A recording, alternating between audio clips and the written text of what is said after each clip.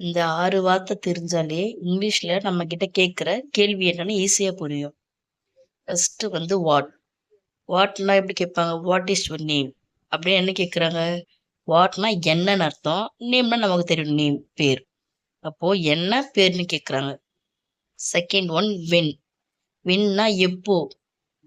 எப்போ வரீங்க? அப்படின்னு கேட்பாங்க. அதுக்கு இங்கிலீஷ்ல வென் யூஸ் பண்ணுவாங்க. ஒய். ஒய்னா எதுக்கு? ஏன்? அப்படின்னு கேட்பாங்கல்ல. எதுக்காக இது? அப்படின்னு. அதுக்காக ஒய் அப்படின்னு கேள்விய யூஸ் பண்ணலாம். விச். விச்னா இது என்ன? அது என்ன? அப்படின்னு கேட்போம்ல. அதுக்கு விச் யூஸ் பண்ணிக்கலாம். வேர். வேர்னா எங்க? இப்ப ஒரு ஊர்லேருந்து வரீங்க. எப்படி கேட்பாங்க? அதுக்கு வேர் யூஸ் பண்ணுவாங்க. ஹவ். ஹவ்னா எப்படி? ஏதாச்சும் ஒரு இன்சிடென்ட் நடக்குது. அத எப்படி ஷாக்கா கேட்பாங்க. ஹவ் எப்படி? எப்படி கேட்பாங்கல்ல. அதுக்கு ஹவ் யூஸ் பண்ணிக்கலாம். எக்ஸாம்பிளுக்கு இந்த கொஸ்டின பாருங்க. 3த்துலயுமே ஒய், ஹவ், வாட் அப்படின்னு மென்ஷன் ஆயிருக்கு. அப்போ நம்ம படிச்ச அந்த 6 கொஸ்டின்ல இருந்து இது முக்கியமான 3 வந்திருக்கு. ஒய்னா எதுக்காக? ஹவ்னா எப்படி? வாட்னா என்னன்னு நமக்கு தெரிஞ்சிருச்சு.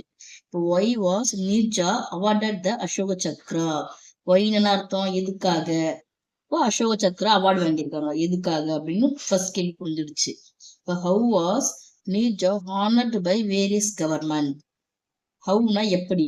எப்படி வேரியஸ் டைப்ல அவார்டு வாங்கியிருக்காங்க அப்படின்னு கேட்குறாங்க. Third, what are the selection criteria for the Neerja Bhanot Pan Am award. வாட்னா என்னன்னு அர்த்தம். இப்போ இந்த 3 கொஸ்டினுக்குமே ஆன்சர் நமக்கு ஈஸி அண்டர்ஸ்டாண்ட் பண்ணிக்கலாம்.